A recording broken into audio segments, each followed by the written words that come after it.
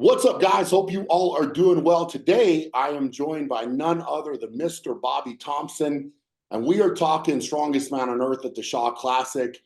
The hype train is already rolling, man. Hype train is already rolling. People are getting very, very excited. I've been watching your training. It looks like things are getting exciting for you as well. It looks like the buildup is going really well. So, talk us through that right now. How's the prep going? How's the lead up going? Are you feeling good? Man, I am feeling good. It's no mystery. I had an injury kind of act up right before Worlds out at your place, and then going into Worlds. And a couple weeks ago, I was actually out in Indiana for a week getting worked on by my therapist, as well as 4 or 5 other therapists that work under him. Really looking into some of the problems that I think they're officially old man problems because they weren't a problem in my 20s, and all of a sudden I turned 31 and we start having some problems. So looking at, my calf and what it's doing because of my feet, the nerve function issues I've been having. So having to go do that, still being in contact with those people, this prep has been pretty solid. I'm still in this weird phase where I feel like I have a new body because it'll be like all of a sudden I'll have all this mobility in one place that I haven't had in years. And it's like, oh shit, okay. Or so the prep it's been chaotic, but it's been super exciting. Watching things unfold, certain things getting easier while other things become a little more difficult because now my body's not so locked up and I actually have to stabilize. And then being, watching, okay, well, I can go do this event and this event today and not be fatigued. And it's like, all right, cool. Well, I'm going to go deadlift 900 pounds on Monday. Like just the transfers back and forth have been super crazy. No, that's awesome, man. How's the body weight? Or what do you got right now? What do you plan on kind of walking on the contest floor at? So Nathan and I usually try and walk in right around 345, 340, 345, give or take a pound or two. If we've gotten up to about 345 before, and a few times I was just a little too bloated. Just I couldn't move correctly. And it's like, okay, so we dropped it down. But that 338 being the lightest I see myself being, 344 being roughly the heaviest. Got it. So So right now, you got that pretty dialed in, right? And working with Nathan it seems like a good thing. I see you posted the pictures of the pizza, and you're like, hey guys, it's not my decision here. Like I'm just doing what I'm told, right? man, Brian, it's hard for me to maintain weight and put on weight now, which you've known me for a decent chunk of time, and you've seen what I was to what I am, and that may be a hard thing for people to realize, but I have to put chicken nuggets on my pizza or I'll lose 6 pounds. That's awesome. Chicken. No, it's That's a new horrible, thing. Brian. It's terrible. What's that? It's terrible. It's a horrible problem to have. There's here's the thing is people I remember people saying to me, right? Like I would post, some diet stuff or meals, and they're like, oh, that must be awesome to be able to eat all of that. And it's one of those things where when you start to break it down, if you're doing that one day is maybe not too bad, right? But if you're doing it day in and day out continuously, it's work. It's like, hey, yes, some of the food might be delicious. It probably is for one meal, but then you Yeah. have to eat again, and then you eat again, and then you eat again, right? So it's work to get it done. Well, and they don't realize that one cheat meal, like that's a cheat meal. I still have to eat all of my other food through the entirety of the day. It doesn't stop there. And there were some people that when I told them that, they were like, oh, we just always thought. I'm like, no, like that's not an option. I'm going to be miserable for the rest of the day. I'll look great tomorrow, but I'll Yeah. be miserable today. So getting, it's definitely it's odd. Most guys get fat when they turn 30. Like, oh, the dad bod. No, I've had the opposing issue.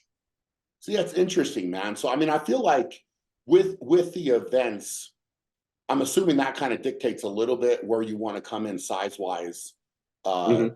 overall. But it's an interesting dynamic with the events of the contest because obviously big weights, big power is going to be required, but there's an interesting mix of endurance that needs to be there as well, right? So finding that sweet spot is something that's very unique within strongman. I've had to have that conversation with I have a 105 athlete that's coming in to compete at the Shaw as well, and I had to have that talk with him because he's a legitimate 220-pound man. Got Like it. he does not cut down from 250 or 260. Like he is 220 pounds and he has to fight to stay there. and we were having the conversation about the athletes that make those major weight cuts, and then the next day they're bigger all of a sudden. And I said, big guy, that's okay. Let them do that. That's all right. And I had to explain to him that being larger means you recover slower. Like, and there's a relativity to that. Obviously, Brian, you're 6'9". At 400 pounds, you recover just as well as I do at 330, but you're 6'9". Yeah. So there's the spread difference. So the SMO is, it's the contest that the guys that should win most likely won't. If you look at who is there and who's the strongest man on earth, well, that massive human. Let's see what he looks like on day 2. Right. Like, the SMO is the contest that doesn't make sense. I think that's why we all like it so much. I'll tell you what, man, it's fascinating, and going through and breaking down these events. What events are you, I mean, now that you've kind of got into the meat and potatoes of training, what events are you the most excited about? I'm always chasing a stone event, Brian. I'm honest with you, 100%. Okay. Even going into Worlds this year, I'm excited about that because I am tired of screwing up. Like, I just want one where I can do it and I can turn around and go, that's what I had. That is what I knew I could do. So going into any contest now, if I see Atlas stones, like, it's instantly hairs on the back of my neck. And you've given me a situation where I can go and I can focus on the one. It may not be the best one. I may not win, but I can go get points. I can focus on one attempt. Yeah. I don't have to get nervous. I can focus. Sure. That's a cool thing. That's a neat thing. And it may take away the spirit of the event a little bit, depending on who you ask. For me personally, no, that's perfect. Yeah. That is exactly what I needed. So that I'm excited about. For some reason, I'm excited about that press medley, Brian, and I don't know why, because that is the most horrendous event I've ever seen. I love it. I'm excited for it, man. But Brian, like, that's going to be a tough one. How many guys do you see finishing the press medley? So we're talking, the press medley is 3 logs, 2 axles. Last log is 420 pounds. So, just about 191 kilos, somewhere in there. Because I know those logs, and I know those logs are not normal. Those logs are very difficult to press. Yeah. Brian, I think we would have a really good day if we saw 4 guys complete it. I think that would be like, wow, somebody else turned up today we didn't think was going to. Are you one of those 4? I can finish it. Yes. If I come in, yes, I have the potential to finish that event. Yes. That's what I want to hear. That's yeah, awesome. No, so all of those weights are already doable for me. It's just a matter if I show up on the day and accomplish it. You said the stone, Bobby. Is there a goal stone weight that you're trying to hit?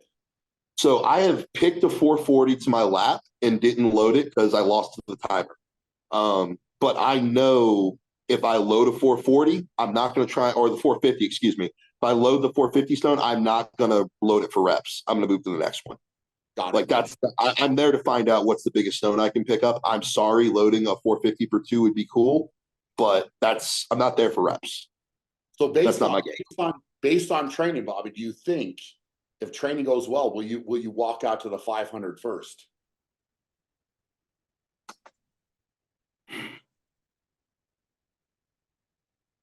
So you're asking me to answer a question when I don't know how much that 500 stone's worth right now. That's true. That's true. Strategy wise. If I know, like, if I know me and I see that's my whole shot. Like, there it is, and training's gone well. Yeah, I'm gonna walk out there and try it first. Just gonna be like, what I want to, Bobby. That's what I want to hear, man. You're getting me excited, man. I love it. Yeah. If I see my whole shot, Brian, I cannot. I am too damn young and too damn skinny to not take those whole shots like that when they pop up. Yep. Just with how young these kids are, how big they are. I've competed against Smash, Austin Andre. I know he's got a hatchet for me. I've competed against him already. I've beaten that kid. Yeah. Like, so I've got guys like that in the crowd. It's like, okay, like, this whole group has changed a lot. It is. I'll tell you what, man, the lineup is very, very interesting because you're gonna have your normal names that people are gonna talk about. But I think there's a number of different guys coming in that can shake up the points big time. Yes. And the performance they could potentially put on when they're still kind of flying under the radar. It's like, oh, I didn't expect that. I didn't see that coming. But if you really look at on paper what some of these guys that are coming can do, points could shake up a lot. Yes, very, very much. And you've got some pain in the ass athletes in there too. That's the thing.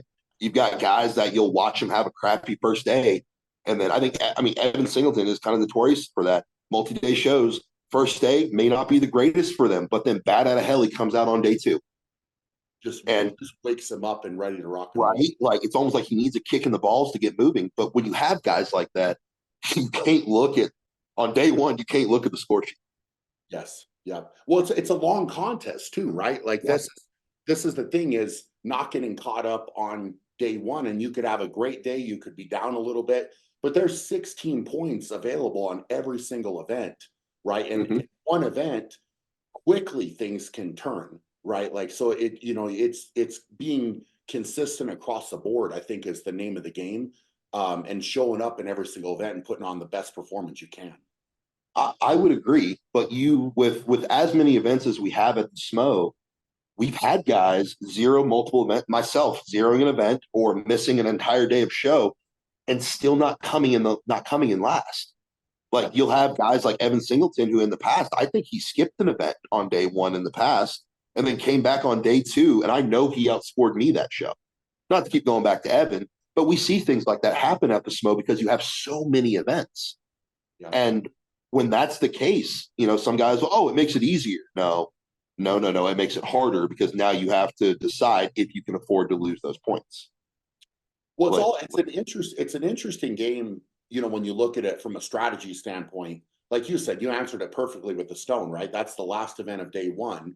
And if there's an open door there, it's all on you to make that call you know, when you're walking out there, what's been done, what does the leaderboard look like? You know, all of these things are such a dynamic for athletes, and a lot of fans don't even realize. You don't take it just going in and saying, well, this is just this one event. It's how it fits into the whole picture, right? And yes. where the opportunity to seize those extra points potentially, move up the leaderboard. Where do you conserve if you need to, right? Like all of these things going in. So coming out of the gate, the other one that I want to talk to you about is the deadlift, right? So you know, I wasn't sure if you would maybe mention that first or not, but Mm-hmm. in the event discussion that we had, Yeah. I brought you up, and the reason I brought you up is a lot of you are a good deadlifter, and for some reason, a lot of people tend to forget, like, oh, you know, it's like, well, we're going to focus on these other couple names, but you've put up these big performances, right? And I know that you've got the power to deadlift a big weight coming right out of the gate. So how are Mm-hmm. you feeling about that? So right now, deadlift feels solid. I'm in the middle of training for the Vegas show as well, the Deadlift World Champion. So it's 1 week we're raw, 1 week we're not. We're back and forth. Excuse me. I will say I feel pretty good because I have a whole set of calibrated plates. Like I have 500 kilos in calibrated plates. So I've been pulling with calibrated plates every single week, no matter what it is. Seeing some guys not really doing that. It's like, okay, well, that's a massive game changer. Um, I am really comfortable with where I'm sitting with my deadlift, only because that I know how strong I am. So if I have like an off training week, I'm just gonna walk away from it. It's that's just where my confidence is with my deadlift. I know I will most likely finish top three. Do I have the potential to win the event? If Thor decides to pull back and save some energy, or you know something happens, knock on wood, big guy, don't want that to happen to you. Then yeah, I have a whole shot to win that event. If it came down to like me, Hooper, and Rag, like that could go any direction. But I do think Thor is probably the clear present to win that as long as he stays on his current course. But top three is where I'm walking out of that. The number I need will be the number I pull. That's the whole way I'm approaching the situation. Do you think over 1,000 raw will happen? I think that there are three of us, if prepared and we have a good day, that can be accomplished. Do I think it will happen? Brian, I think you have given us the potential to do too well on too large a platform and to win too much for us three to all risk it on 1,000 pound plus pulls on the first event. Sure. If I'm being Well, honest, but yeah, how do you feel about the format of the event, right? Because you know some oh, of I the love it. It's great. yeah, It's great. some of the other I've events, got anybody that's watching this that isn't familiar with how it's going to go, it'll be a true round system, right? Mhm. So rounds will happen. You call your opening weight. We'll go in order for that round. Then we'll reset the bar.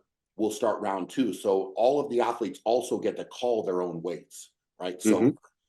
you have that ability. It's not a preset bar. We're not going up. And if you haven't watched the event breakdown of the deadlift, it's interesting, and I know for me it's been a big point of frustration going into contests that I did where the bar weights were set.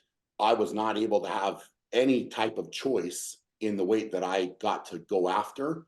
And it was very frustrating for me, right? And I think that in order to let the athletes perform, you should let them call their own weights, and have the ability to do that. And also, um, be able to kind of jockey for position, right? Like you're within the rounds. If there's another jump that could happen, this deadlift event could get very fascinating quickly because all the names you just mentioned. Hey man, if it's 5 more pounds on the bar, right? Like, are you willing to go 10 more pounds?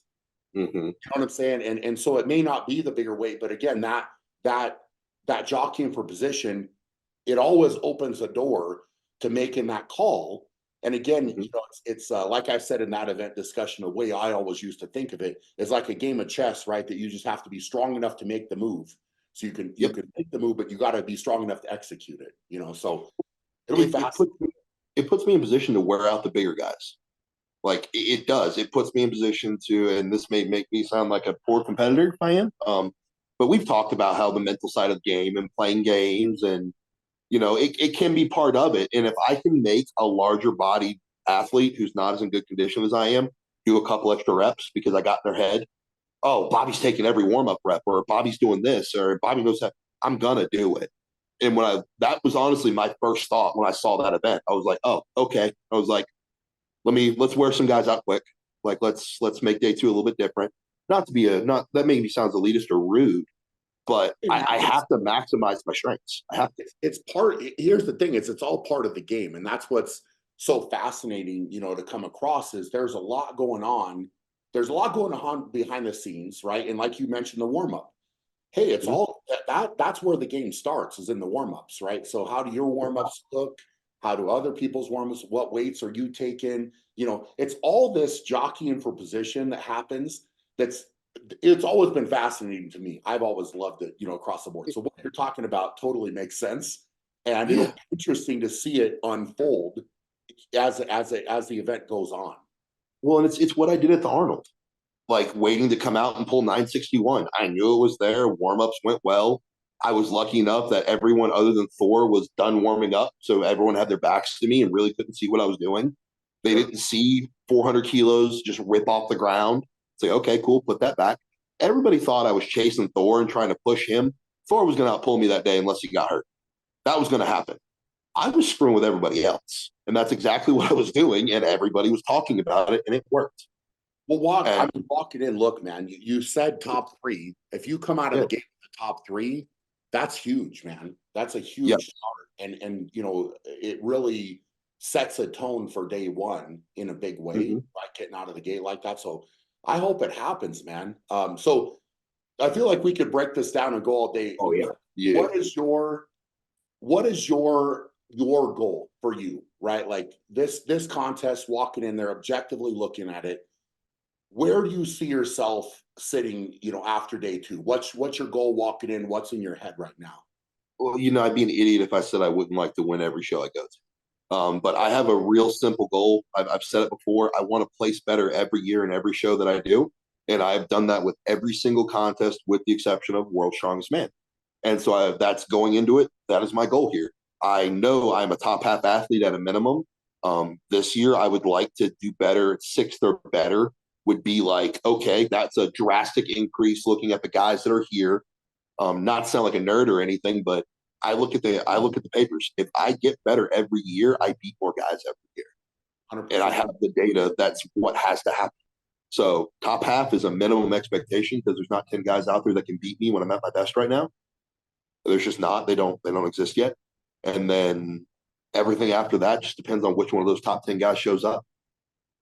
That's awesome, man. That's awesome. Well, I am looking forward to it, man. I'm glad to see your training is going well. And, I appreciate you jumping in to talk to me a little bit about this. I feel like the hype, I'm excited.